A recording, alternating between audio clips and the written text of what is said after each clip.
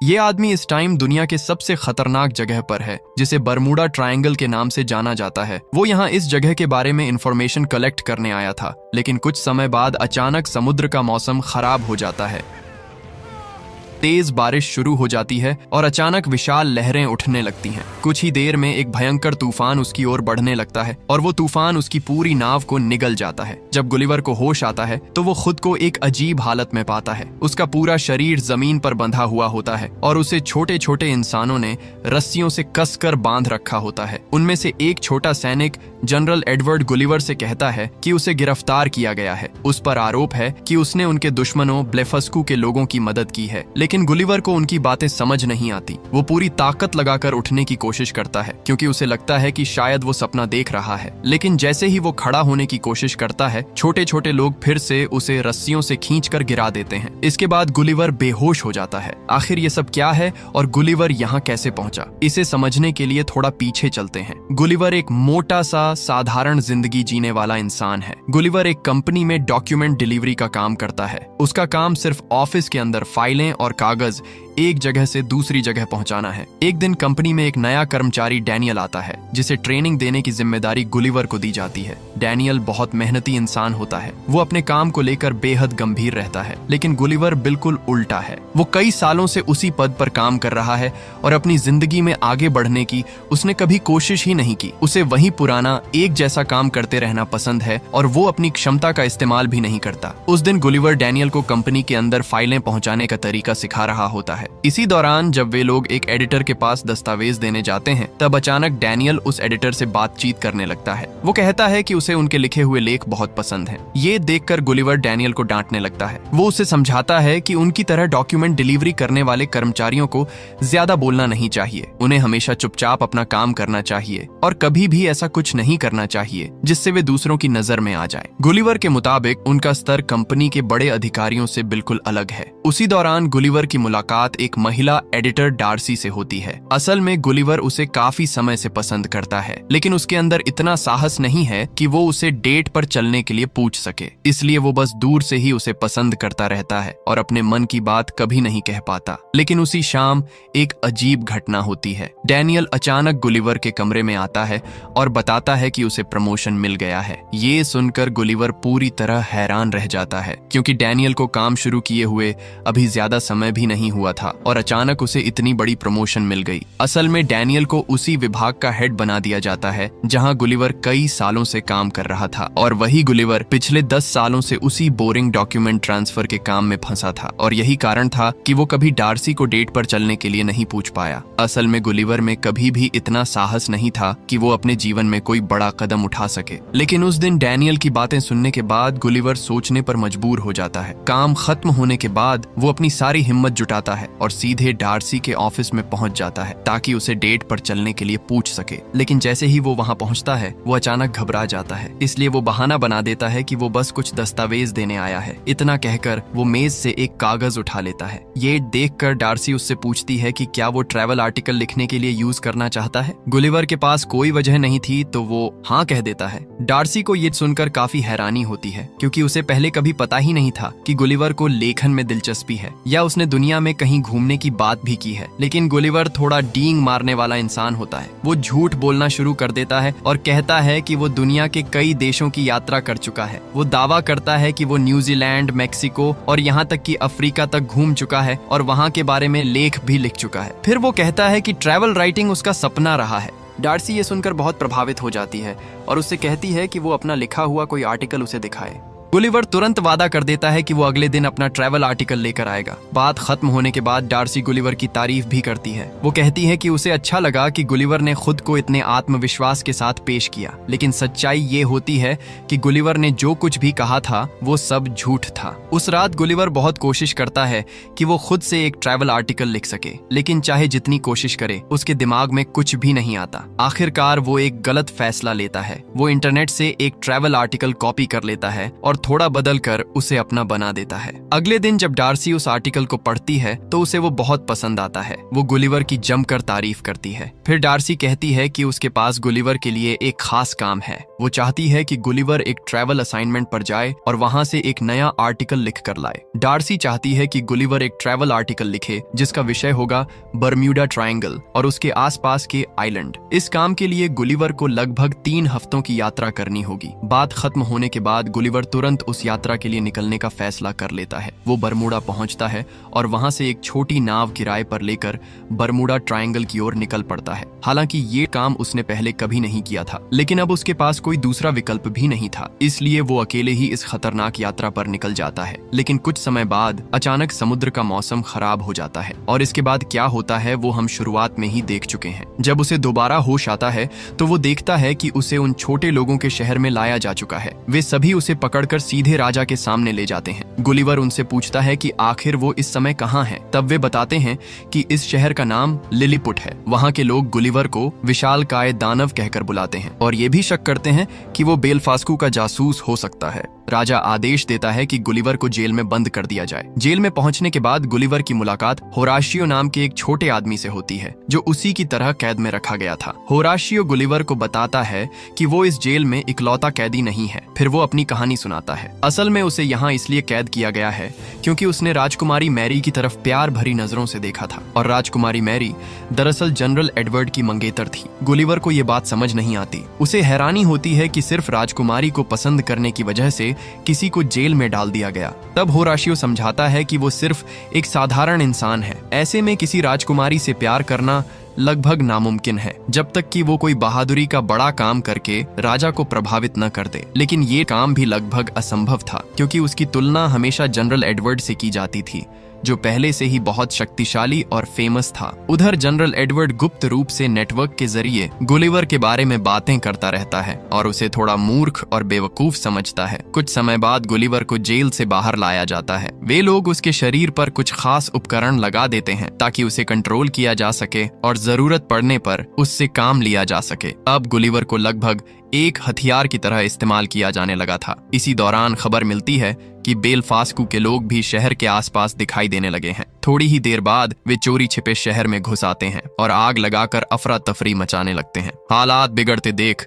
General Edward तुरंत आदेश देता है कि गुलिवर को लिलीपुट शहर वापस बुलाया जाए क्योंकि बेलफास्कू के सैनिक राजकुमारी मैरी को पकड़ने की कोशिश कर रहे थे। जैसे ही गुलिवर शहर पहुंचता है, एडवर्ड तुरंत राजकुमारी को बचाने के लिए दौड़ पड़ता है, लेकिन उसे एहसास होता है कि शायद वो समय पर राजकुमारी तक नहीं पहुंच पाएगा। इसलिए वो तुरंत वो बटन दबा देता है जिससे गुलिवर के शरीर पर लगाए गए कंट्रोल उपकरण हट जाते हैं ताकि गुलिवर पूरी ताकत से उनकी मदद कर सके। उसी समय दुश्मन सैनिक राजकुमारी मैरी को पकड़कर ले जाने ही वाले होते हैं। ठीक उसी समय गुलिवर वहां पहुंच जाता है और समय रहते राजकुमारी मैरी को बचा लेता है। लेकिन प्रॉब्लम अभी खत्म नहीं हुई थी। महल के अंदर अचानक भयानक आग लग जाती है। आग इतनी तेजी से फैलती है कि राजा महल के अंदर ही फंस जाते हैं और बाहर नहीं निकल पाते। गुलिवर तुरंत वापस दौड़ता है ताकि राजा को बचा सके, लेकिन आग इतनी बड़ी हो चुकी थी कि उसे काबू करना लगभग नामुमकिन लग रहा था। तभी गुलिवर एक अजीब लेकिन कारगर तरीका सोचता है। वो अपनी पैंट उतारकर महल की आग पर पेशाब कर देता है ताकि आग बुझ सके। आखिरकार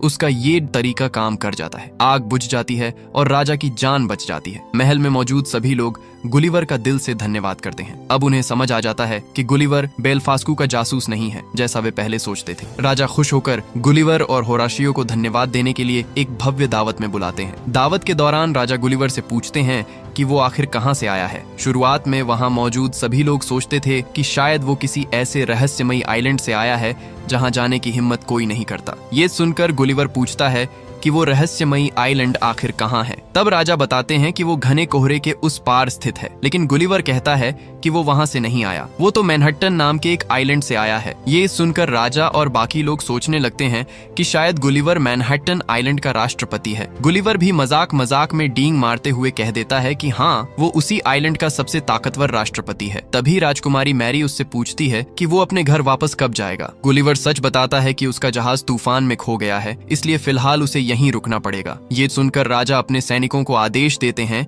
कि वे गुलिवर के जहाज की तलाश करें। साथ ही राजा कहते हैं कि जब तक उसका जहाज नहीं मिलता तब तक गुलिवर उनके महल में मेहमान बनकर रह सकता है। लेकिन गुलिवर को शक होता है कि इतने छोटे लोग आखिर उसके लिए इतना बड़ा घर कैसे बनाएंगे। तब राजा मुस्कुराते हुए कहते हैं कि चिंता की कोई बात नहीं, क्योंकि उनके लोग दुनिया के सबसे बेहतरीन कारीगर और बिल्डर हैं और वे कुछ भी बना सकते हैं। इसके बाद राजा तुरंत आदेश देते हैं कि गुलिवर के लिए एक खास बड़ा घर बनाया जाए और फिर सारे कारीगर मिलकर उसके लिए रहने की जगह बनाने में जुट जाते हैं। करीब 7 दिन बाद आखिरकार गुलिवर का अपना घर बनकर तैयार हो जाता है। इस बड़े घर को लिलीपुट के छोटे छोटे लोगों ने मिलकर बनाया था ताकि गुलिवर आराम से उसमें रह सके। कुछ समय बाद गुलिवर होराशियो से पूछता है कि अब उसका और राजकुमारी मैरी का रिश्ता कहाँ तक पहुँचा है, क्योंकि गुलिवर अक्सर देखता था कि दोनों एक दूसरे को छिपकर देखते रहते हैं। इस पर होराशियो थोड़ा शर्माते हुए कहता है कि शायद 2 से 4 साल बाद राजकुमारी उससे ठीक से बात करना शुरू करेंगी। ये सुनकर गुलिवर हंसते हुए कहता है कि वो खुद होराशियो की मदद करेगा ताकि वो जल्दी राजकुमारी का दिल जीत सके। अगले ही दिन होराशियो गुलिवर की सलाह मानकर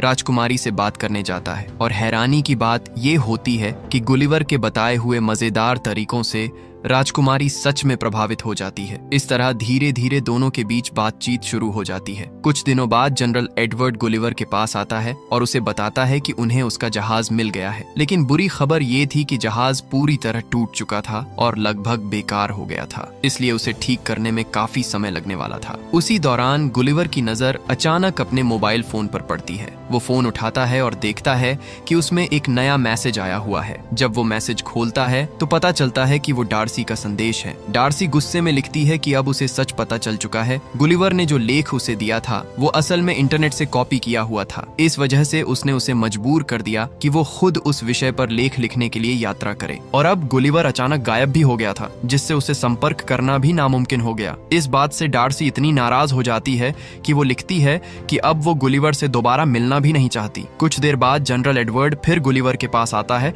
और कहता है कि वे लोग उसका जहाज जल्द से जल्द ठीक करने की कोशिश कर रहे हैं। असल में जनरल एडवर्ड गुलिवर को बिल्कुल पसंद नहीं करता था। वो चाहता था कि गुलिवर जितनी जल्दी हो सके इस शहर को छोड़कर चला जाए। इधर गुलिवर अकेला बैठकर दुखी हो जाता है, क्योंकि उसे याद आता है कि डार्सी अब उससे कभी मिलना नहीं चाहती। तभी राजकुमारी मैरी उसके पास आती है और उसे दिलासा देती है। वो बताती है कि इस समय वो भी परेशान है, क्योंकि उसे अब समझ आ गया है कि वो होराशियो से प्यार करने लगी है। गुलिवर उसे सलाह देता है कि उसे अपने दिल की बात मान लेनी चाहिए, लेकिन राजकुमारी कहती है कि ये इतना आसान नहीं है, क्योंकि उसकी सगाई पहले ही जनरल एडवर्ड से हो चुकी है। बात खत्म होने के बाद राजकुमारी कहती है कि अगर गुलिवर यहाँ से चला गया तो सब लोग उसे बहुत याद करेंगे। ये सुनकर गुलिवर फैसला करता है कि वो फिलहाल यहीं रहेगा। लेकिन जब ये बात जनरल एडवर्ड को पता चलती है तो वो तुरंत राजा के पास जाता है। वो राजा से कहता है कि उसे गुलिवर पर भरोसा नहीं है और शायद वो इस शहर के लिए खतरा भी हो सकता है। गुस्से में वो राजा से ऊंची आवाज में बात करने लगता है। राजा को ये बिल्कुल पसंद नहीं आता। उन्हें लगता है कि एडवर्ड बेकार की शंका कर रहा है। इसके बाद राजा एक चौंकाने वाला फैसला लेते हैं। वे गुलिवर को नया जनरल घोषित कर देते हैं और एडवर्ड का पद घटाकर उसे डिप्टी जनरल बना देते हैं। ये अपमान एडवर्ड को बिल्कुल बर्दाश्त नहीं होता। गुस्से में वो एक खतरनाक योजना बनाता है। वो शहर की सुरक्षा प्रणाली को बंद कर देता है ताकि देखा जा सके कि गुलिवर सच में शहर की रक्षा कर सकता है या नहीं। जैसे ही सुरक्षा व्यवस्था बंद होती है, बेलफास्कू की सेना इस मौके का फायदा उठाकर शहर पर हमला कर देती है। वे अपनी युद्धपोतों की पूरी फौज लेकर लिलीपुट की तरफ बढ़ते हैं और शहर पर तोपों से गोलाबारी शुरू कर देते हैं। घबराकर होराशियो दौड़ते हुए गुलिवर के पास आता है और उसे बताता है कि दुश्मन सेना शहर पर हमला कर रही है। ये सुनते ही गुलिवर तुरंत दुश्मन के जहाजों की तरफ बढ़ जाता है। वो कोशिश करता है कि पहले शांति से बात करके इस लड़ाई को रोका जाए, लेकिन दुश्मन उसकी बात सुनने को तैयार नहीं होते और वे लगातार तोपों से हमला करते रहते हैं। लेकिन इतने छोटे छोटे गोलों से गुलिवर को भला क्या नुकसान होता। गुलिवर अपनी ढाल से उन सभी गोलियों को वापस दुश्मनों की तरफ मोड़ देता है। इसके बाद वो अकेले ही दुश्मन की पूरी सेना पर टूट पड़ता है। कुछ ही देर में वो बेलफास्कू के पूरे जहाजी बेड़े को तबाह कर देता है। उस दिन के बाद गुलिवर पूरे शहर का सबसे बड़ा हीरो बन जाता है। अब वो लिलीपुट में बहुत आराम की जिंदगी जीने लगता है। उसे लगने लगता है कि यहाँ की जिंदगी तो मैनहट्टन में उसकी पुरानी पुरानी जिंदगी से भी बेहतर है। इसी बीच एक दिन राजकुमारी मैरी एक बड़ा फैसला लेती है। वो साफ साफ कह देती है कि वो अब जनरल एडवर्ड से प्यार नहीं करती। असल में वो सिर्फ किसी ऐसे इंसान को चाहती है जो उसे सच में समझे और उसकी परवाह करे। उसे एडवर्ड का गुस्सैल स्वभाव बिल्कुल पसंद नहीं था। यही वजह थी कि दोनों के बीच झगड़ा हो जाता है। इस अपमान के बाद जनरल एडवर्ड गुस्से में लिलीपुट छोड़ देता है और सीधे बेलफास्कू के लोगों के पास चला जाता है ताकि गुलिवर के खिलाफ साजिश रच सके। कुछ समय बाद जब लिलीपुट के लोग अपनी शांत जिंदगी जी रहे होते हैं, तभी एडवर्ड अचानक वापस आता है। इस बार वो गुलिवर को खुलेआम लड़ाई की चुनौती देता है। दरअसल उसने बेलफास्कू के लोगों से मिलकर एक विशालकाय रोबोट बनवाया था ताकि गुलिवर को हराया जा सके। दोनों के बीच भयंकर लड़ाई शुरू हो जाती है, लेकिन इस बार गुलिवर उस रोबोट के सामने कुछ भी नहीं कर पाता। एडवर्ड उसे बुरी तरह हरा देता है। आखिरकार गुलिवर सबके सामने हार मान लेता है। वो पूरे शहर के सामने सच स्वीकार करता है कि वो मैनहट्टन का राष्ट्रपति नहीं है। उसने अब तक जो भी कहा था वो सब झूठ था। असल में वो तो सिर्फ एक साधारण वर्कर था। ये सुनकर शहर के लोग बहुत निराश हो जाते हैं। इसके बाद जनरल एडवर्ड आदेश देता है कि गुलिवर को उस रहस्यमयी आइलैंड पर भेज दिया जाए जहां जाने की हिम्मत कोई नहीं करता, और उसे सख्त चेतावनी दी जाती है कि वो कभी लिलीपुट वापस नहीं आएगा। एडवर्ड गुलिवर को एक छोटे से बेड़े पर बांधकर समुद्र में छोड़ देता है ताकि वो उसी रहस्यमयी आइलैंड तक बहकर पहुंच जाए। कुछ समय बाद गुलिवर उस आइलैंड पर पहुंच जाता है। वो वहां चारों तरफ घूमकर उस जगह को देखने लगता है। तभी उसे वहां एक बहुत बड़ा घर दिखाई देता है, लेकिन अचानक कोई अज्ञात व्यक्ति उसे पकड़ लेता है। दूसरी तरफ कहानी फिर लिलीपुट शहर में लौटती है। इस बीच डार्सी भी बरमूडा ट्रायंगल में अपनी रिपोर्ट लिखने के लिए यात्रा पर निकली थी, लेकिन रास्ते में उसके साथ भी हादसा हो जाता है और वो भी बहकर लिलीपुट के आइलैंड तक पहुंच जाती है। वहां पहुंचते ही एडवर्ड के लोग उसे पकड़ लेते हैं। जब होराशियो को इस बात का पता चलता है तो वो तुरंत ये खबर गुलिवर तक पहुंचाने की कोशिश करता है। दूसरी तरफ जब गुलिवर को होश आता है तो वो खुद को एक अजीब से कमरे में पाता है, लेकिन जल्दी ही उसे समझ आता है कि ये कोई साधारण कमरा नहीं है। असल में वो एक बहुत बड़ा गुड़िया का घर था। दरअसल जिस रहस्यमयी आइलैंड पर उसे भेजा गया था वो काफी बड़े आकार के लोगों का आइलैंड था। गुलिवर को एक विशालकाय छोटी लड़की पकड़ लेती है। वो उसे एक खिलौना समझती है और अपने छोटे से गुड़िया वाले घर में रख देती है। इसके बाद वो लड़की गुलिवर को गुड़िया की तरह कपड़े पहनाकर अपने खिलौनों के साथ खेलने लगती है। बेचारा गुलिवर पूरे दिन उस बच्ची के साथ खिलौने की तरह खेलता रहता है और वहां से भाग भी नहीं पाता। उसी रात होराशियो फैसला करता है कि वो समुद्र में निकलकर उस रहस्यमयी आइलैंड तक जाएगा जहां गुलिवर को भेजा गया था। अगली सुबह वो किसी तरह चुपके से गुलिवर तक पहुंच जाता है। वो घबराते हुए गुलिवर से कहता है कि उसे तुरंत लिलीपुट वापस चलना होगा क्योंकि बेलफास्कू की सेना ने शहर पर कब्जा कर लिया है, और इतना ही नहीं, उन्होंने डार्सी को भी पकड़ लिया है, वही लड़की जिससे गुलिवर चुपके चुपके प्यार करता था। इसके बाद होराशियो गुलिवर से पूछता है कि उसने सब लोगों से झूठ क्यों बोला। तब गुलिवर आखिरकार सच बता देता है। वो कहता है कि उसने झूठ इसलिए बोला क्योंकि उसे सच्चाई बताने की हिम्मत ही नहीं थी। बचपन से लेकर आज तक वो कभी किसी के लिए खास नहीं रहा, लेकिन जब वो लिलीपुट आया तो पहली बार उसे महसूस हुआ कि वो सबके लिए महत्वपूर्ण बन गया है। इसी डर की वजह से वो सच बताने की हिम्मत नहीं कर पाया। अब उसे अपने किए पर बहुत पछतावा होता है और वो खुद को एक असफल इंसान समझने लगता है। तभी होराशियो उसे हिम्मत देता है। वो कहता है कि गुलिवर कोई हारने वाला इंसान नहीं है। गुलिवर ने पहले भी सभी लोगों की जान बचाई थी और बेलफास्कू की सेना को आसानी से हरा दिया था, लेकिन उस घटना के बाद गुलिवर को एहसास हुआ कि अब उसे यहाँ से निकलने का कोई रास्ता ढूंढना होगा। इसीलिए वो चुपके से उस पायलट की लाश से एक पैराशूट चुरा लेता है जो पहले इस द्वीप पर फंस गया था। फिर वो उस विशाल इमारत से कूदने की तैयारी करता है ताकि इस आइलैंड से निकल सके। पैराशूट की मदद से वो हवा में उड़ते हुए पूरे आइलैंड के ऊपर पहुंच जाता है और वापस उसी जगह लौटता है ताकि वो सभी लोगों की मदद कर सके। इसके बाद गुलिवर जेल में कैद डेजी को बचाने पहुंचता है। वहां पहुंचकर वो उससे सच स्वीकार करता है और बताता है कि वो पिछले 5 सालों से उससे प्यार करता है। डेजी गुलिवर से कहती है कि पहले वो उसे इस आइलैंड से दूर ले जाए, लेकिन गुलिवर ऐसा नहीं कर सकता क्योंकि उसे पहले पूरे शहर के लोगों को बचाना है। फिर गुलिवर राजा को जेल से बाहर निकालता है और उनसे कहता है कि वो उस पर एक बार फिर भरोसा करें। वो वादा करता है कि वो सभी लोगों को बचा लेगा। अगले दिन गुलिवर एक बार फिर जनरल एडवर्ड को लड़ाई के लिए चुनौती देता है ताकि इस पूरी समस्या को खत्म किया जा सके। वो एक शर्त रखता है, अगर गुलिवर जीत जाता है तो जनरल एडवर्ड को इस शहर को हमेशा के लिए छोड़ना होगा, लेकिन अगर गुलिवर हार जाता है तो जनरल एडवर्ड पूरे शहर को नष्ट कर देगा। शर्त तय होने के बाद दोनों के बीच भयंकर लड़ाई शुरू हो जाती है।